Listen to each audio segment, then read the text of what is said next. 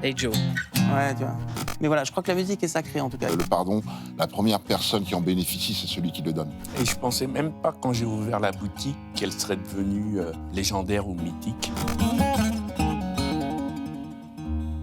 Bonjour, c'est M sur Click. Abonnez-vous et cliquez. Salut, c'était Oxmo Puccino sur Click. Cliquez fort et abonnez-vous aussi. Bonsoir et bienvenue dans Click. Vous nous regardez tous les soirs sur Canal+, quand vous voulez, sur l'app Canal, sur YouTube, sur Instagram, Facebook, TikTok. Vous nous écoutez en podcast sur Spotify, Deezer et Apple Podcast et vous êtes de plus en plus nombreux. Alors déjà, merci. Et pour vous remercier, deux légendes côte à côte. M. Oxmo Puccino. Bienvenue dans Click. Mathieu Diawara et Abdoulaye Chedid. Ça y est, vous avez fusionné. À tous les deux, vous cumulez 15 victoires de la musique, 2 pour Oxmo, 13 pour M. On a l'impression que les victoires de la musique ont été inventées par M pour M. Nouvel album Totem avec le collectif L'Amomalie. En ce moment, il y a une tournée des Zéniths, 2 dates à l'Accor Arena à Paris le 16 et 17 décembre. Réédition de l'album Totem qui va sortir le 28 novembre. Et un problème qui concerne Oxmo Puccino, l'annonce d'un dernier album. Et on n'est pas d'accord avec le terme dernier album. Et c'est pour ça que j'ai demandé à Mathieu Chédid de venir pour partager mon désaccord. Est-ce qu'on peut tout de suite expliquer... Le raisonner ? Ouais, le raisonner. Pourquoi ? Je ne veux pas de l'explication classique. J'essaye de me débattre comme je peux. Non, c'est...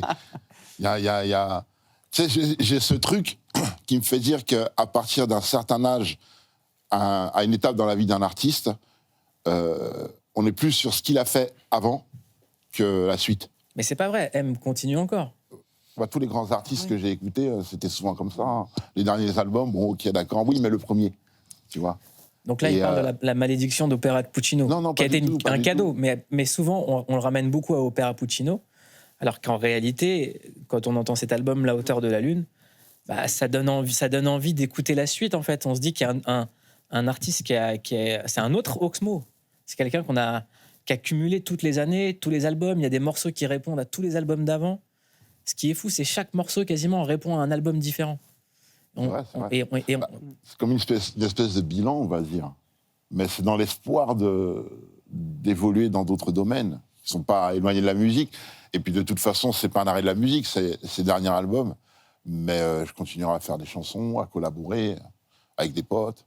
Mais est-ce qu'on a besoin de dire c'est le dernier ?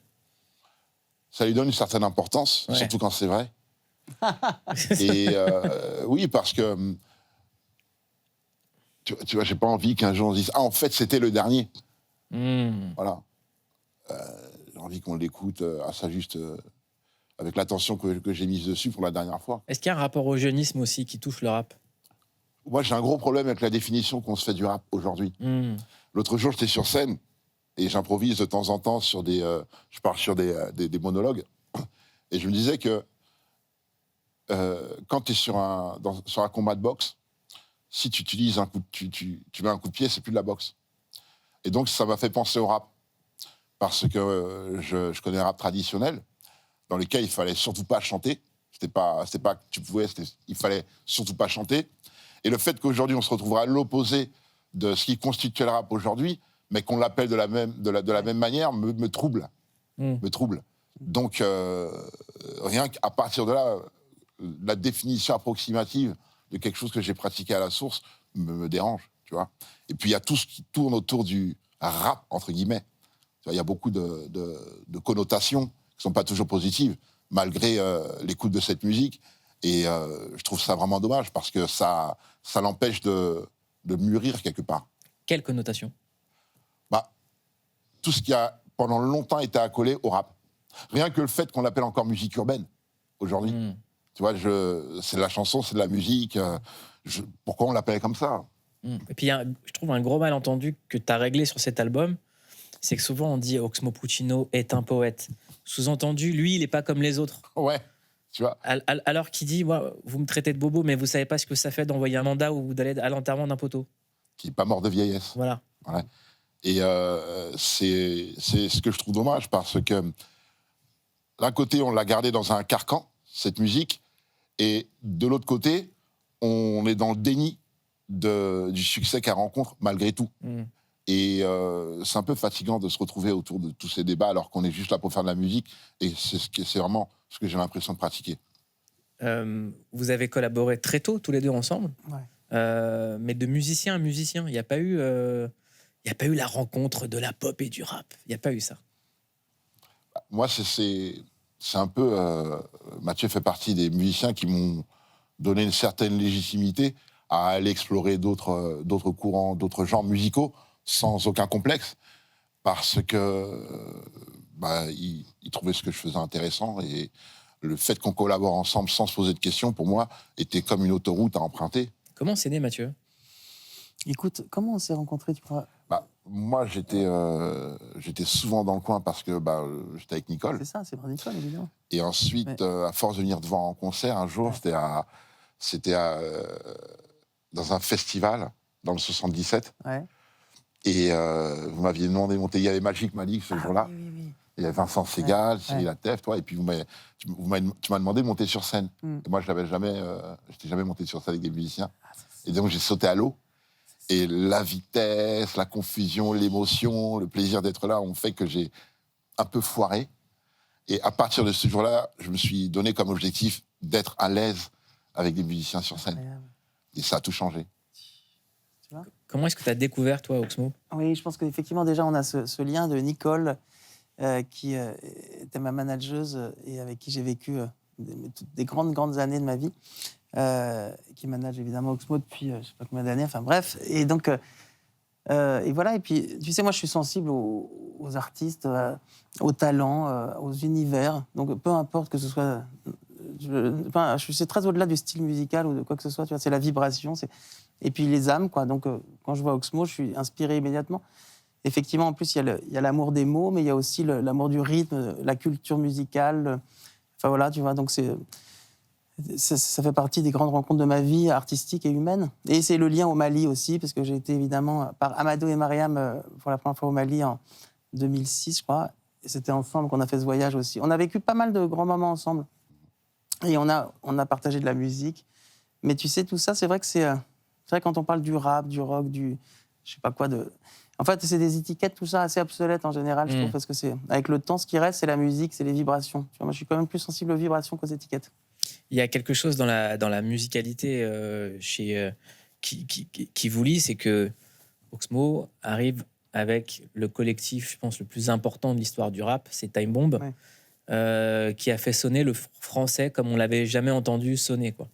Toi, tu t'es tout de suite dit, je suis dans un collectif où il y a que des tueurs, donc je vais faire avec d'autres armes. Alors que tu faisais partie de ces tueurs, tu rimais comme personne. Moi, je suis arrivé après dans le collectif et j'avais le complexe de ne pas être aussi à l'aise qu'eux en studio. Il me fallait beaucoup plus de temps pour enregistrer. Et donc, j'avais l'atout de l'écriture. Et j'ai choisi de me différencier par les histoires et les sujets sociaux, comme je ne pouvais pas rivaliser avec le flow. Et finalement, ça m'a inscrit dans l'écriture, quoi. Ouais. Avant le rap, tu faisais déjà de la musique? Avant le rap, ouais. Je dansais, je faisais un peu de basse. C'est ça, je faisais de la basse. Un peu de basse aussi. Ouais. Un peu de basse, et puis je produisais. J'écoutais des boucles. Mais disons que c'était peut-être des années qui me préparaient à ce que j'allais vivre après. Ouais. Et en tant que producteur, t'as produit un de tes meilleurs morceaux qui est Premier Suicide. Pourquoi est-ce que t'as pas autant produit que ça pour toi? Parce que j'étais seul. À l'époque, au niveau technique, je ne sais pas si tu te rappelles, il n'y avait pas beaucoup d'ingénieurs spécialisés dans le rap. Et donc, pendant longtemps, le rap français a attendu d'avoir son son appréciable et reconnaissable, sans aucun complexe. Donc, moi, j'avais des ambitions américaines. Et pour certaines raisons, je n'ai pas pu continuer à aller là-bas et ça s'est arrêté là. Est-ce qu'aujourd'hui, quand tu te dis... il y a 25 ans, 30 ans, je pousse la porte d'un studio dans mon quartier pour voir MC Solar, et que maintenant, sur ton dernier album, il y a ce morceau, Ne pas m'aimer. Confidentiel, mon verbe tombe de là-haut, confidentiel. C'est confidentiel, mais faut le rendre public. Parfois, l'exceptionnel peut devenir plus cyclique. Carreau qui pique ton cœur, la faute a pas de chance. J'ai la solution, mis l'appel en absence. Est-ce que c'est possible de ne pas m'aimer? Est-ce que tu te dis, est-ce que c'est possible que ce soit pas écrit? C'est ce qui est fabuleux dans la vie, c'est de vivre des moments qui te dépassent que tu aurais pu entrevoir, mais auquel tu ne croyais pas assez pour avoir foi en cette vision. Et ça se réalise. Et t'es spectateur. C'est extraordinaire. C'est vrai que je me retrouve en studio, il me connaît même pas. Je suis même pas dans la musique. Je suis en train d'écouter le mix du prochain album de Solar. Et 20 ans plus tard, je me retrouve avec lui en studio sur mon dernier album. C'est fabuleux. Et je redemande le soutien de Mathieu Chédid, de Solar, qui fait mentir tes histoires de dernier album. Exactement. Non, mais de toute façon, c'est vrai que c'est... J'adore. Moi, je vois tout ça comme un jeu, tu sais. Je pense que... C'est vrai qu'Oxon, quand il m'a dit ça, j'ai du mal à le conscientiser. Donc, je donne pas trop d'énergie à cette information-là. Parce que, de toute façon, il y a tellement de choses à partager encore que... Tu vois, je sais pas. On n'est pas à l'abri d'un nouvel album encore. En tout cas, je ferai tout pour. Est-ce que toi, qui es issu papa musicien, où la musique, c'est quelque chose de très important, est-ce que tu te fixes aussi une date limite ou pas du tout, c'est impossible? Non, parce que je sais que je regretterais, je pense, si je rentrais là-dedans. Tu vois, je me fixe des petits moments là. Je vais arriver à une fin d'année, tu sais, assez dense, où je m'offre une année un peu plus calme, tu vois, 2026. C'est presque sabbatique. Alors, c'est ce que je dis, mais j'arriverai peut-être pas à aller jusque-là. Mais en tout cas, tu vois, de m'offrir des espaces, tu vois, ça, c'est vrai que ça faisait un petit moment. Par contre, oui, quand je vois mon père qui est tellement enthousiaste, qui fait encore une comédie musicale, un nouvel album, qui achète les dernières machines qui ne sont même pas encore sorties.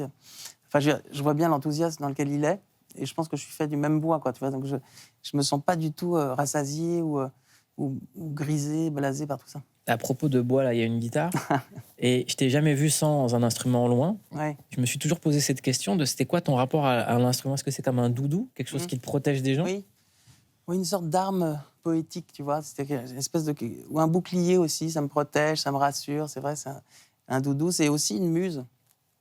La guitare, il y a quelque chose de très féminin. Tu sais, Jimi Hendrix dormait avec sa guitare dans son lit.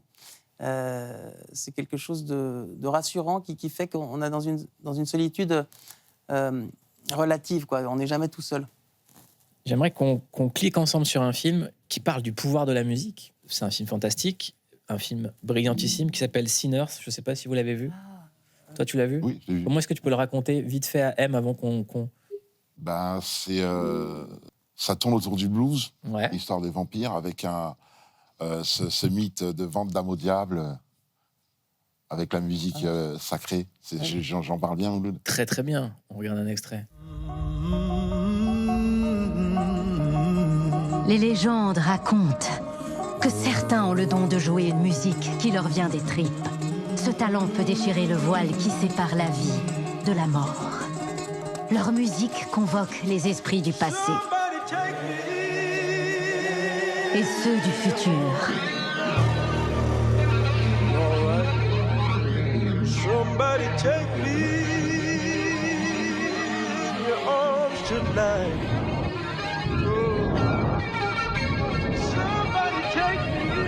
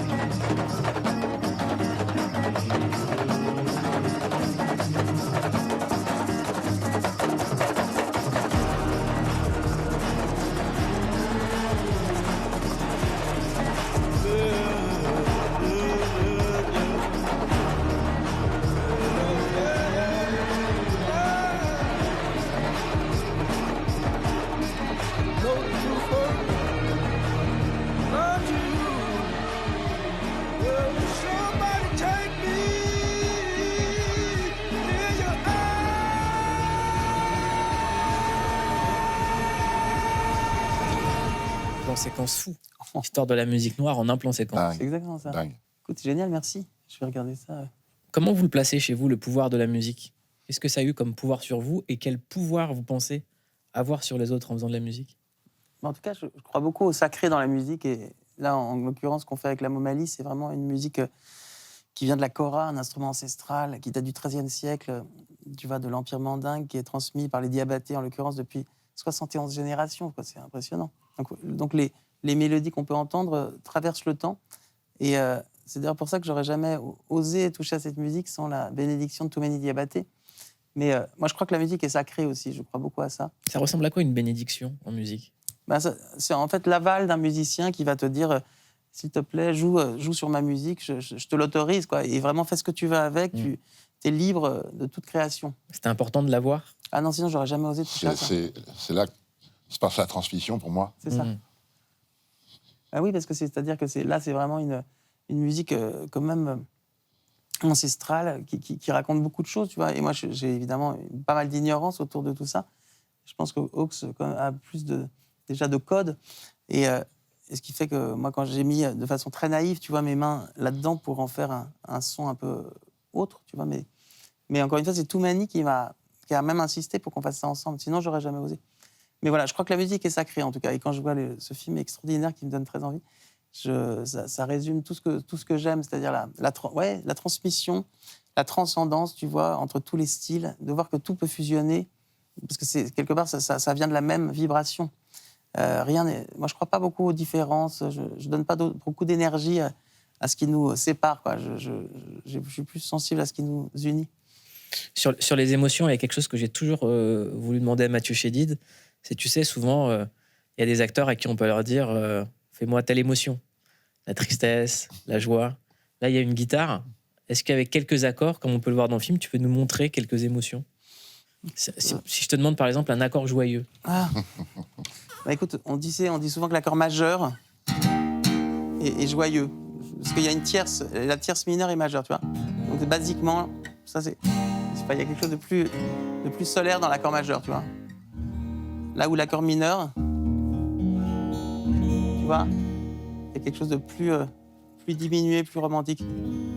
Après, tu peux rajouter, tu vois, des secondes, des machins qui rajoutent encore plus de romantisme. Ouais, on colore. Mais basiquement, majeur, mineur, il y a un peu un truc comme ça. C'est quoi le riff de guitare qui a marqué ta vie à jamais? Putain. Je pense, tu sais, c'est les... Hey Joe. Ouais, tu vois.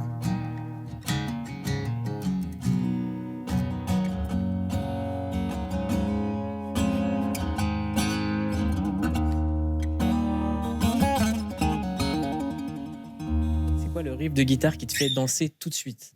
Par exemple, ça, ouais.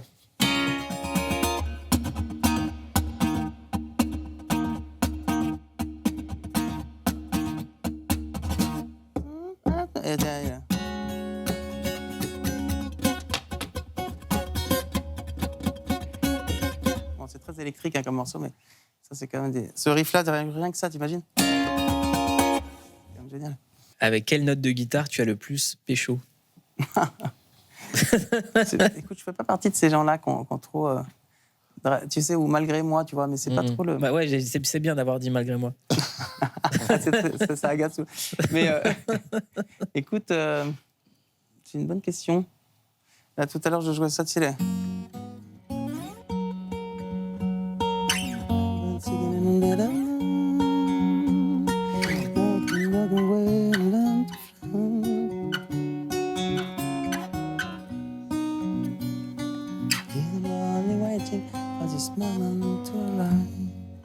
Tu vois, les espèces de romantisme absolu de Paul McCartney, quoi. Qu'est-ce qui t'apaisait comme type de mélodie quand t'étais enfant et que ça allait pas? Écoute, bizarrement, tu sais, la première chanson que j'ai apprise, c'est le classique, tu sais ce que c'est? C'est...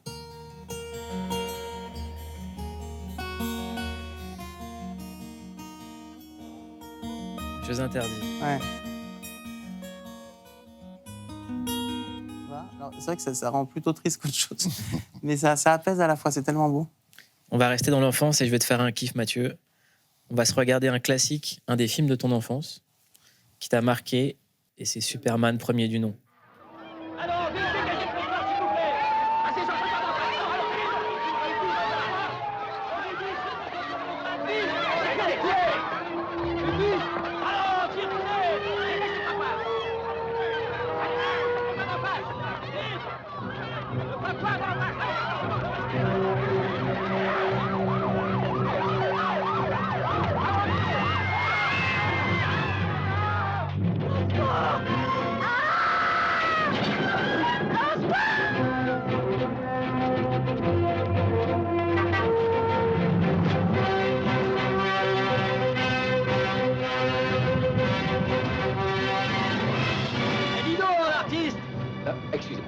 beau costard. Oh, oh. Poussez-vous, allons, dégagez, plus vite que ça, allons.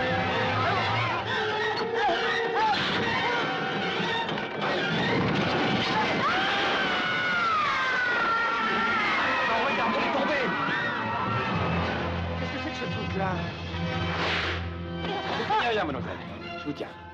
Vous me sauvez, oui. Mais qui vous tirez-vous? C'était indestructible. C'était jamais vu ça. un miracle. Il l'a retenu.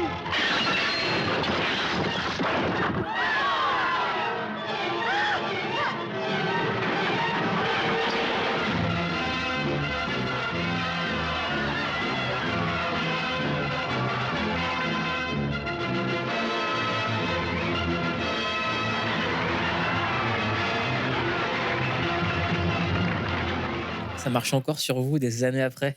Écoute, je trouve ça peut-être un tout petit peu démodé. Ouais. Attends, mais- Vous étiez La comme musique. ça, les yeux grands La ouverts. musique. Ouais. Non, parce que c'est vrai que j'avais pas vu depuis un long moment. Non, ça a été vraiment un émoi d'enfant.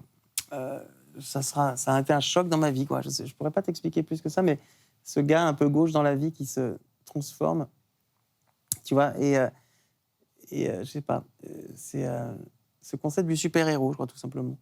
Et c'est vrai que ce Superman m'a... Je crois qu'il y a eu un avant et un après. Encore une fois, à la fin quand j'ai vu ce film, quand j'avais, je sais pas, 8-10 ans, et que le film était fini, j'arrivais pas à partir de la salle. Je restais et je tournais autour de la salle en faisant le point levé comme ça. Et j'ai eu un bug avec ça, quoi. Non, écoute, ça m'a marqué, ouais. Oxmo, il y a des films qui t'ont marqué comme ça pendant ton enfance? Oui. Enfin, là, ça me revient pas comme ça. J'avais un film, Le Roi et l'Oiseau, c'est des films d'animation. Ouais, c'est Hmm. Le Roi et l'Oiseau. Il y avait un film qui m'avait traumatisé, ça parlait de vert. Le soleil vert, je crois. Soleil vert, Ah. évidemment. Soleil vert, ça m'avait Ouais. beaucoup marqué. Ouais. Et puis sinon, les Bruce Lee. Hein. Ouais. J'allais voir avec mon père Ah ouais, au Trianon. extraordinaire. À l'époque, c'était un cinéma. Et il y a un autre film auquel tu as fait référence très tôt dans ta musique et dans ton écriture, c'est Le Parrain. Très vite, tu t'es fait appeler le Black Mafioso. Et on va cliquer sur une scène culte du Parrain. La seule scène du Parrain. La seule scène du Parrain pour toi, tu vas Après, ils nous peuvent en arrêter parler le film après. après ça. Ils peuvent avant. Ok. C'est voilà. Et j'ai toujours voulu qu'Oxmo nous raconte cette scène. On la regarde et on en parle. Je sais pas quoi faire, Parrain. Je sais pas quoi faire. Conduis-toi comme un homme. Qu'est-ce qu'il prend, mon Dieu? C'est ça ce que t'es devenu? Un jeune premier d'Hollywood qui pleure comme une femme? Oui, je ne sais pas quoi faire, je ne sais pas quoi faire. Qu'est-ce que c'est que ces façons?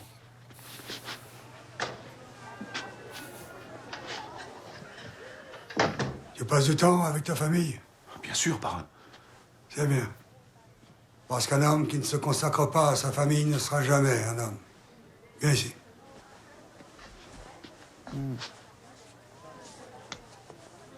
T'as mauvaise mine. Je veux que tu manges. Et je veux que tu te reposes. Et dans moins d'un mois, ce producteur d'Hollywood te prendra pour le rôle. Non, c'est trop tard. Ils vont tourner dans une semaine. Je vais lui faire une offre qu'il ne pourra pas refuser. Retourne avec les autres et amuse-toi. Ne t'inquiète pas pour cette histoire. Écoute-moi. Je m'en occupe personnellement. Merci.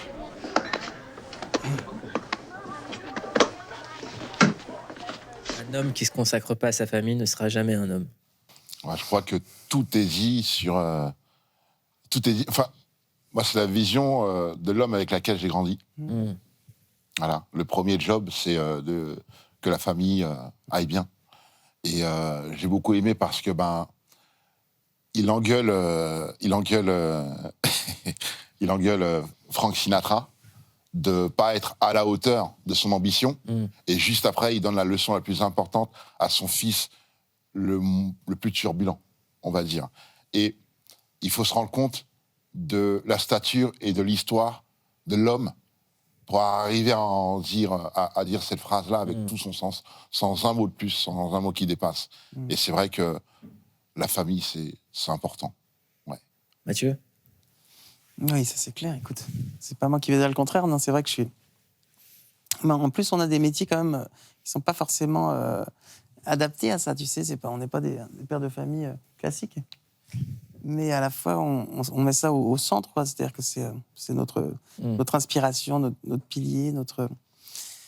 Et ouais, ouais, Non, c'est évident, c'est évident. Ça paraît tellement évident que je ne sais pas quoi dire. Le premier tube d'Oxmo, c'était Mamalova. Là, dans le nouvel album, il y a La Fête des Pères. Qu'est-ce que tu voulais raconter? À qui s'adresse ce morceau? Ce morceau, La Fête des Pères, il s'adresse à...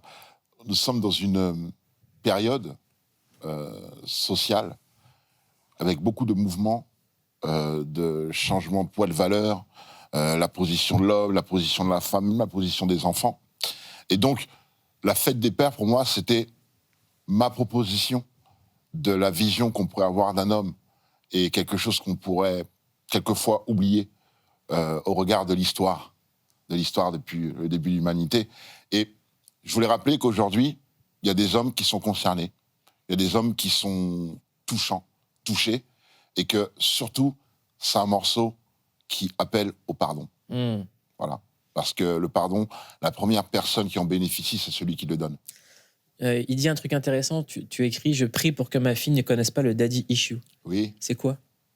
Le daddy issue, c'est quelque chose qui a été... dont on parle beaucoup, surtout aux États-Unis. C'est un concept qui vient des États-Unis, mais qui est valable dans le monde entier. Et le fait de nommer quelque chose, pour moi, lui donne une existence. Et le daddy issue, je n'avais jamais pris conscience du problème que c'était avant d'en avoir entendu parler aux États-Unis, alors que tout le monde le vit autour de soi. Et donc le daddy issue, ce sont les conséquences d'avoir eu un défaut relationnel avec la figure paternelle. Et les conséquences que ça peut avoir sur la vie d'adolescente et ensuite sur la vie d'adulte. Et c'est quelque chose auquel il faut faire très très attention. Il faut faire très attention parce que ça compte, quoi. Un père, ça compte, et c'est trop tard qu'on se rend compte que c'est le cas. Mathieu? Daddy issue.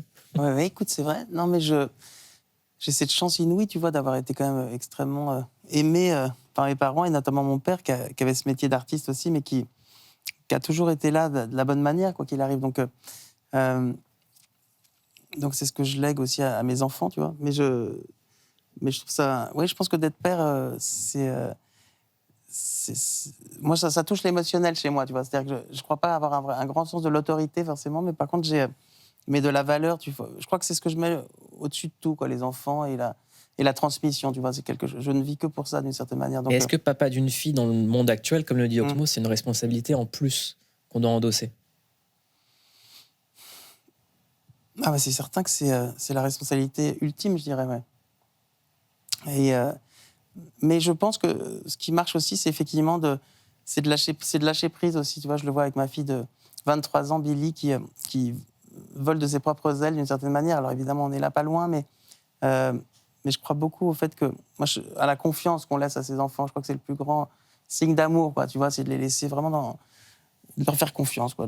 Et puis de pas avoir peur, de pas forcément transmettre cette peur qui ne ramène rien de positif pour moi.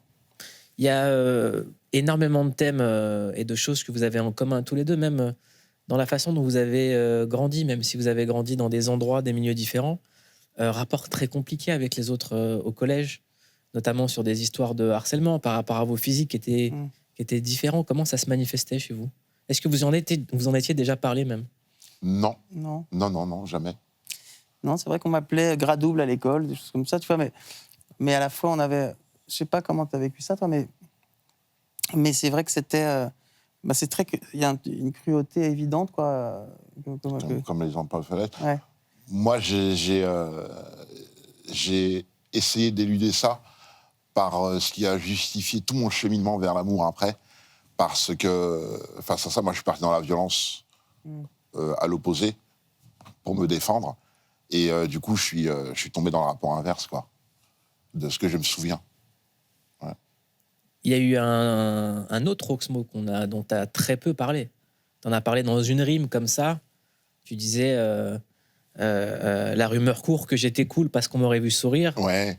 Reste ici et rectifions le tir. Oui. C'est juste en une rime où tu parles de ce Oxmo-là qui a choisi la violence. C'est pas un Oxmo que j'ai dû m'entendre avec, mais c'est le fruit d'une colère qui était larvée et dont j'ignorais même un peu l'existence. Et forcément, ça commence à prendre des mesures. Et je suis content d'être entré dans la musique avant le mauvais mouvement. Avant le mauvais mouvement, oui, bien sûr. Et non, c'est pas une période que j'apprécie énormément parce que je me rends compte que même si j'ai eu énormément de chance, tout le monde n'a pas eu la même autour de moi. Est-ce qu'il y a des moments où tu te dis, je n'ai rien à faire dans cet endroit-là, dans ce climat de violence? Ah ben non, mais le choix, il s'est fait très très vite. Dès que j'ai commencé à faire de la musique, je me suis dit, bon, la musique, je sais pas où je vais, mais je prends du bon temps et ça m'occupe à autre chose. Et là, j'ai un compte ou deux à régler, il y a un tel qui me doit tant, et je vais aller jusqu'au bout.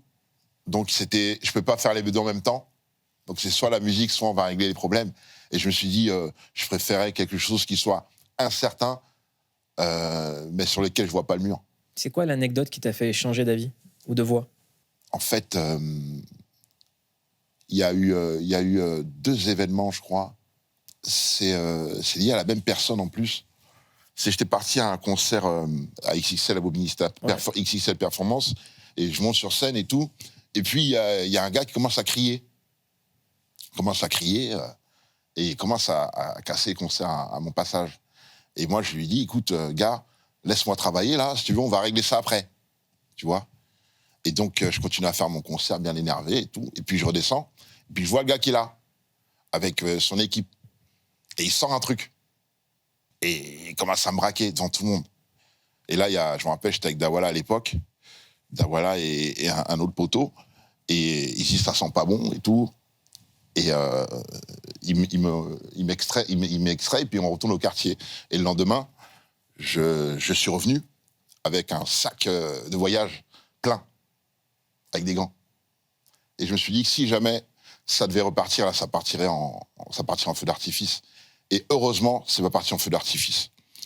Et bien plus tard, j'ai eu un événement où j'avais perdu la moitié de mon dentier. Et c'est ce jour-là où je devais partir à New York le lendemain, je me suis dit, voilà, c'est-à-dire que là, soit tu vas te venger, et c'est réglé, soit tu pars à New York et tu commences la musique et tu laisses ça de côté. Comment ça, t'as perdu la moitié de ton dentier? Je me suis pris des coups qui ont fait que pendant longtemps, j'ai traîné une dentition qui était un peu caduque. Et il y a quelque chose, après, c'est un rôle que tu as eu par rapport à d'autres artistes qui ont grandi dans le même quartier que toi, je pense notamment à MHD, où tu as eu un rôle de grand frère. Et en fait, un jour, tu m'avais appelé quand il y a eu le drame qui s'est passé autour de cet enfant qui a perdu la vie, et de ce qui est arrivé à MHD, où tu m'as dit, je crois qu'on peut plus rien faire. J'ai essayé, mais je peux pas. C'est quand les choses doivent se passer, elles arrivent. Et c'est pas parce que tu le pressens que ça va empêcher quoi que ce soit. Moi, ça me fait beaucoup de peine de parler de ça parce que c'est quelque chose dont je ne pensais jamais parler en public, tu vois. C'est que, donc, il y a cette fois où je l'ai vu la première fois parce que c'était mon frérot Adèle qui s'occupe de lui et où j'ai essayé de lui faire passer ce message qui a tourné sur les réseaux. Et ensuite, j'avais son régisseur, était mon régisseur, Mika. Et donc, Mika me tenait au courant des évolutions. Et à chaque fois que j'étais sidéré, je faisais passer les messages à Mika du danger qui planait autour de lui, parce que je savais ce qui se passait presque au quotidien, et il n'y a aucun message qui passait. Et forcément, voyant la situation évoluer comme elle évoluait, pas de son fait à lui, mais de tout l'entourage, forcément, un jour ou l'autre, il y allait avoir quelque chose qui allait dépasser l'entendement. Et c'est systématique. Tu le sais bien, dans toutes les affaires, comme ça s'est toujours passé de la même manière. Tu as de l'espoir pour la nouvelle génération? Tu penses que pour eux, c'est encore plus dur que pour la nôtre? J'ai peu d'espoir pour la nouvelle génération. Moi, tu sais, j'ai l'habitude de dire que si jamais j'aurais dû commencer la musique aujourd'hui, je n'aurais jamais commencé par la musique. Parce que non seulement c'est saturé, mais le niveau minimum pour faire parler de soi est inaccessible. C'est-à-dire que ce qu'on demande à un débutant aujourd'hui est ce qu'on demandait à un label entier à l'époque. Et donc, quel que soit ton talent, émerger aujourd'hui, faire savoir que tu existes est presque une mission impossible. Et donc, c'est un objectif que je n'aurais pas relevé. Donc, je ne sais vraiment pas comment ils vont faire. Et puis, avec l'arrivée de l'IA qui produit 30% des sorties de musique actuelles, tu te poses des questions. Mathieu? Ouais. L'IA? Ouais, écoute. Non, Est-ce que demain, si je demande à une IA, fais-moi du M, Non, je crois qu'on oublie quelque chose d'essentiel qui, moi, m'inquiète un peu. Je trouve ça même étonnant évidemment que l'IA est massive et prenante, mais on oublie que c'est quand même un outil sans âme, quoi. Et que ce qui fait la musique et ce qui fait qu'on a tous vibré profondément à la musique, c'est l'âme qu'il y a dedans, tu vois. Donc ça m'étonne même qu'on puisse imaginer que l'IA va remplacer l'humain. Ou alors c'est la fin de l'humanité, ce qui est très probable aussi, mais dans le sens où pour moi, l'IA n'a pas de valeur. J'ai entendu encore un gars hier qui me faisait écouter du funk fait par l'IA. Effectivement, il y a c'est le Canada Dry, tu vois. C'est-à-dire que ça ressemble à la bière, mais c'est pas de la bière, quoi. Il y a pas l'âme, quoi, au dedans. Et moi, je crois pas beaucoup à ça, moi. Vous avez un autre point commun tous les deux, c'est que vous êtes des survivants. Vous deux, vous avez 60 ans de carrière. Mais est-ce que vous auriez pu le prédire à vos débuts, que ça dure aussi longtemps? Est-ce que vous vous dites, je vais faire carrière? Est-ce que vous le disiez? Impossible, non. Impossible. Le rap était donné mort pour chaque année d'après. Donc, pouvoir faire des prévisions dessus, c'était compliqué.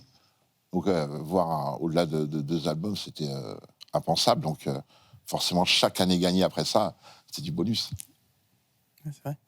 Non, c'est vrai moi, non, j'ai jamais projeté ce genre de choses. Et puis, j'aurais jamais imaginé faire ça jusque-là, même si je l'espérais au fond de moi, en tout cas, de faire de la musique. Après, tu vois, être artiste, c'est encore un autre débat, mais non, je pense pas comme ça, heureusement. Je suis trop dans la musique pour me projeter sur les années d'après. Autre point commun, c'est quelqu'un avec qui vous avez collaboré tous les deux, c'est Vanessa Paradis, qui donne à Oxmo le tube de son album. Je dis c'est le tube de l'album, c'est ça. La hauteur de la lune, les causes, le temps qui reste en haut. Ce qui nous rassemble, c'est de s'entendre. Ça commence par un petit Le vide. Il n'y a pas longtemps. Non, 21. Depuis que t'es au courant, tu titubes. C'est la nuit du réveil qui te tue, ouais. Je comprends tous les commentaires, faut s'abriter. La réalité est trop triste. Par politesse, je sais comment taire. Si on n'est pas d'accord, tes mots seront complotistes. Divise la famille, divorce ou dîner. Convaincu que le conflit est... Pourquoi Vanessa Paradis, Oxmo Puccino? Comment ça s'est fait? Ça devait se faire. Ça devait se faire parce que Vanessa, comme tout le monde, depuis Joe le Taxi, elle fait partie des murs. Et donc, il y a tellement d'événements qui nous ont amenés à ce morceau que je ne suis resté que spectateur. J'ai eu la chance d'être invité dans le jury du Festival de Deauville en 2021. Ensuite, on a pris quelques thés ensemble pour parler de musique, parce que nous étions à la même étape de la création de nos projets respectifs. Et étant arrivé à la fin du projet en même temps, moi j'avais cette maquette sur laquelle on avait posé une voix témoin qui ressemblait beaucoup à Vanessa, de laquelle tout le monde ne parlait que de Vanessa à l'écoute de ce morceau. Et donc j'ai attendu le dernier moment pour lui proposer ce qu'elle a accepté avec plaisir. Et voilà. Et Mathieu, quel souvenir tu gardes du travail avec Vanessa Paradis? Moi, c'est plus qu'un souvenir. On est toujours très, très liés. Hein, donc, c'est vraiment c'est un lien totalement fraternel, tu vois. Donc, c'est une amitié profonde, tu vois. Et c'est une continuité, quoi. Je vois pas ça comme un souvenir, mais comme c'est vraiment une des grandes rencontres de ma vie, tu vois. Donc, évidemment, c'est parsemé de plein de chansons, d'anecdotes, de tournées, de choses. Mais on a même encore des projets à l'avenir, des choses, quoi. Mais c'est quelqu'un qui fait partie, que je considère comme quelqu'un de ma famille, un peu. Pourquoi est-ce qu'elle est aussi unique dans le paysage musical? Parce qu'elle est... tu sais, parce qu'elle a cette chose qui ne s'explique pas, le mojo des bluesman, la magie, et puis cette singularité, et puis quelqu'un qui ne cherche pas, qui est vraiment justement connecté au sensible de l'artiste. Tu sais, à l'époque, quand elle m'a appelé... et qu'elle venait de faire un album avec Lenny Kravitz, juste avant avec Serge Gainsbourg, et qu'après, elle m'a demandé à moi de faire des chansons pour elle, alors que j'étais inconnu, en tout cas, en tant qu'artiste. Ça prouve bien qu'elle est vraiment d'abord sensible à l'univers d'un artiste, et ça m'a...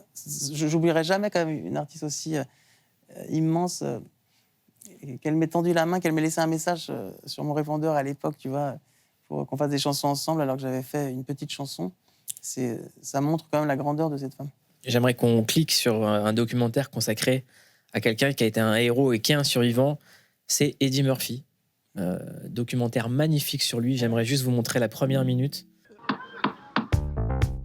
I've done all kinds of stuff. I can't think of another actor, a dramatic actor, black, white, that's done so many different types of things. Okay.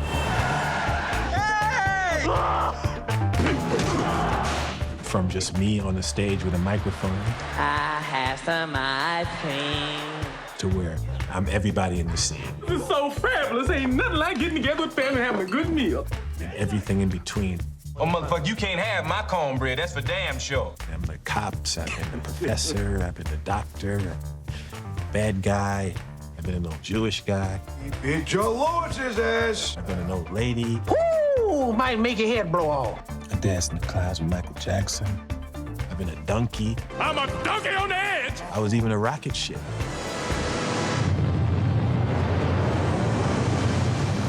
And to all the young actors, I'd like to tell all of them, don't ever play a rocket ship. What am I setting out to do? Ultimately, is to make people laugh.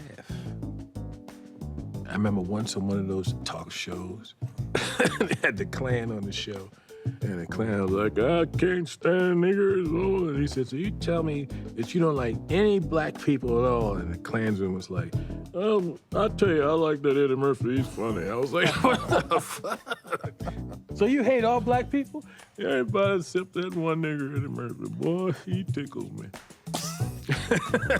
Eddie Murphy. La perpétuité. Voilà. Je ne sais pas définir son âge entre ces... Ouais, c'est vrai. Bah, voilà. Et puis maintenant, c'est le même personnage. C'est beaucoup, beaucoup de travail. Et puis je pense que vous répondriez la même chose à la question c'est quoi votre but dans la vie? Lui, il dit vous faire rire. Vous, c'est faire de la musique. Ouais. Une guitare, Oxmo Puccino, Mathieu Chédid. On va vivre. Bah, faites de la musique.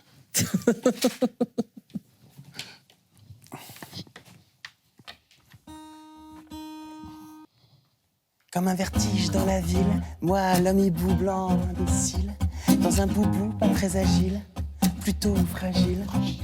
J'ai comme les doigts dans la prise, te voir danser m'électrise, peut-être même que ça m'érotise, que j'idéalise, malice au Mali des merveilles, le Mali Dieu créé à la flamme. Le Mali danse dans mon âme, béni soit qui mal y pense, qu'importe la couleur de ta peau, béni soit qui au Mali danse, le son des balles de Bamako, balles de Bamako, balles de Bamako, balles de Bamako, j'étais dans la peau, balles de Bamako, balles de Bamako, balles de Bamako, j'étais dans En plein à Bamako, en bac, c'est moi le capitaine. Tu danses pas, sois le croque-mitaine. La voix arrive par la droite, reste une chance. Sois pas maladroite, fais le décalement. Ouais, carrément, vire-le, qu'on le fasse légalement. Si tu penses, c'est que c'est possible. Aujourd'hui, c'est dimanche, demain aussi. Respire son morosité, douce ou Cassini, torosité. Si quelqu'un appelle, dis-lui qu'on se tire un balle réel. Ton bassin fait l'hélicoptère. Béni soit qui mal y pense, qu'importe la couleur de ta peau. Béni soit qui au mal y danse, au son des balles de Bamako. J'ai une surprise pour vous. Oxmo ment, il ne vient pas pour son dernier album, en tout cas je ne le croirais pas. Mais j'aimerais te présenter quelqu'un qui a été important pour les débuts d'Oxmo Puccino et qui a été extrêmement important pour la culture hip-hop en France. Il s'appelle Daniel. Il avait monté un magasin, Ticaret. Est-ce que tu peux nous expliquer ce que c'était Ticaret? Ticaret, c'était un temple. C'était le premier temple hip-hop, je ne sais pas si c'est en France, mais à Paris en tout cas. C'était un endroit où, dès le milieu des années 80, tu pouvais trouver des articles qui venaient tout droit des États-Unis et que tu ne trouvais nulle part ailleurs dans le monde entier. Et puis, c'était un lieu de rendez-vous de 10 ans à 30 ans où tu pouvais rencontrer les sommités du hip-hop de l'époque. Une sommité arrive, c'est Dan de Ticaret. Un documentaire lui est consacré sur Canal+. Ticaret, magasin mythique et portail à travers lequel le hip-hop est entré en France. Il y a la contre-culture qui arrive. On voit que les jeunes commencent à prendre leur distance. Parce que la culture française ne nous faisait pas rêver. Nous, on était une autre génération. Ça a commencé, c'était plus en rapport avec la musique, le graffiti. Mais une Ticaret. C'est les gens qui l'ont transformé en boutique hip-hop. C'est moi et Françoise qui avons ouvert le lieu, mais c'est la rue qui a créé Ticaret. Salut, c'est Dan de Ticaret sur Click. Abonnez-vous. Bonjour Daniel, je suis super content qu'un documentaire soit consacré à Ticaret. C'est à partir du 24 novembre uniquement sur Canal+. Comment raconter cette aventure-là en quelques mots? Et est-ce que tu savais, pour paraphraser Notorious B.I.G., que le hip-hop irait si loin? Je pensais pas que ça aurait été si loin et je pensais même pas quand j'ai ouvert la boutique qu'elle serait devenue, entre guillemets, légendaire ou mythique. Puisque quand je l'ai commencé à ouvrir ça, c'était de la friperie, c'était de la vente de robes et de vêtements des années 50, années 40. Mais le lieu, je l'ai trouvé à côté du Terre à Vagues, qui était un lieu déjà hip-hop, qui réunissait surtout les graffiti artistes. Et c'est eux qui ont décidé que ce lieu, ils me connaissaient et presque ils m'ont dit nous, on veut que ça devienne une boutique hip-hop. Et j'ai juste écouté les gens de l'époque. C'est pas moi qui ai eu l'idée de faire une boutique hip-hop. C'est plutôt Cut Killer et Clyde qui viennent, qui me disent « Tiens, on veut faire des mixtapes ». C'est Mod2, les BBC qui disent « Tiens, on veut faire des t-shirts ». C'est Get Busy qui dit « Tiens, je veux faire un franzing ». En fait, ils avaient des idées, il fallait juste les écouter et avoir un lieu pour qu'ils puissent s'exprimer, quoi. C'est quand la première fois que tu as mis les pieds dans cette boutique? Est-ce que tu t'en souviens ou qu'est-ce que ça représentait pour toi d'y aller? Est-ce que déjà tu te souviens d'Oxmo dans ta boutique ou pas? Oui, je me souviens d'Oxmo dans la boutique et après aussi surtout. Moi, j'allais avec mes potes, c'était après l'école, c'était la sortie du mercredi, quoi. Donc il y avait un parcours obligé, on allait au mur voir s'il y avait un nouveau graphe. Ensuite, on allait faire la vitrine de Ticaret. On rentrait un peu dedans pour pas trop faire mal à la tête. Et puis ensuite, on allait prendre un grec, un merguez frites à 10 francs à côté du métro de Stalingrad. Ouais, c'est ça. C'est notre sortie du mercredi. Et donc, les nouvelles troupes, les nouveaux survêtements, les nouveaux Kangol, les nouvelles dents en or, enfin, on était à l'affût de tout ça, quoi. Et puis aussi, c'est quand il y a une soirée, c'est quand il y a un événement. Ah ouais, avec les tracts. Les tracts, voilà. C'est là où tu allais chercher les tracts pour savoir quelle soirée se passait quand. Enfin, maintenant qu'il y a du rap partout, est-ce qu'il reste du hip-hop quelque part? Je suis pas du tout nostalgique ni quoi que ce soit. C'était mieux avant. Moi, j'adore ce qui se fait maintenant. Mais on était à l'essence de quelque chose qui commençait. C'est plus pareil. Ça existe depuis longtemps maintenant. Nos enfants, ils sont nés. Le rap existait déjà. Nous, moi, quand je suis né, enfin, la musique, je l'ai découvert avec Woodstock. Donc, ça avait rien à voir, quoi. Je dirais que le hip-hop s'est intégré aujourd'hui. Vu que les enfants sont nés dedans, ils ne se posent plus de questions. C'était quelque chose qu'on pouvait nommer à l'époque où c'était exogène. C'était extraordinaire. Mais aujourd'hui, c'est dans les mœurs. Donc, ça veut dire quoi, hip-hop, aujourd'hui? C'est une bonne question.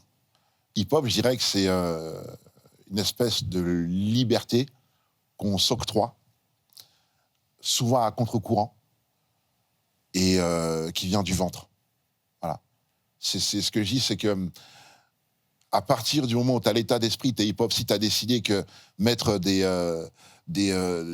lunettes de ski pour aller en soirée, c'était classe, et que tu y crois assez pour qu'on trouve ça élégant, bah t'étais hip-hop. C'est ça le truc, c'est que tout le monde tu peux ramener quelque chose qui n'a jamais été vu et décider que ce soit hip-hop et validé par tout le monde. Je sais pas si tu es d'accord. Oui, non, je suis d'accord. Parce que je veux dire, les premiers looks hip-hop, c'était que de la récupération de vêtements que personne n'aurait assemblés ensemble. Enfin, assemblés. Voilà. Mais c'est des questions difficiles qui posent, Mouloud, parce que c'est vrai. Une réponse à ce que c'est hip-hop aujourd'hui, c'est un peu. T'as raison de poser la question. On sait plus. On sait plus. En tout cas, je suis content parce que j'aurais jamais imaginé être sur un plateau avec Dan de Ticaret et que À quel âge, Dan? Mais j'ai 65 ans. Voilà, qu'à 65 ans, quelqu'un vienne encore parler de hip-hop. Ouais. Et ça fait plaisir. Ça fait plaisir. C'est quoi ta vie aujourd'hui, Dan? Je fais que DJ maintenant. Beaucoup d'événementiels. T'es le DJ le plus jeune de ton âge, en fait. Hein, oui, c'est ça, exactement.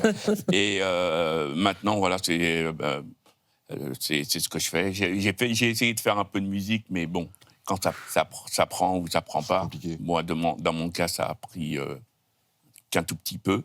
Et puis, je suis très heureux de faire ce que je fais maintenant, DJ. En tout cas, il faut absolument cliquer sur le documentaire Ticaret. Bravo, Dan, de l'avoir fait. Merci, merci beaucoup. Le doc est magnifique. Ouais, merci. Vraiment, c'est magnifique. Il faut absolument, absolument cliquer dessus. C'est la grosse recommandation. Je recommande également de cliquer et d'aller streamer La Hauteur de la Lune, l'album d'Oxmo Puccino, avant le prochain, tourné jusqu'au 14 mars avec une date à l'Adidas Arena le 23 janvier 2026. On clique également sur Mathieu Chédid, tourné La Momalie partout en France pour le nouvel album Totem, 16-17 décembre à l'Accor Arena. Et merci d'être venu dans Click, les amis. Merci à toi de nous avoir invités. Merci, Mouloud. On clique sur vous. Bonne soirée.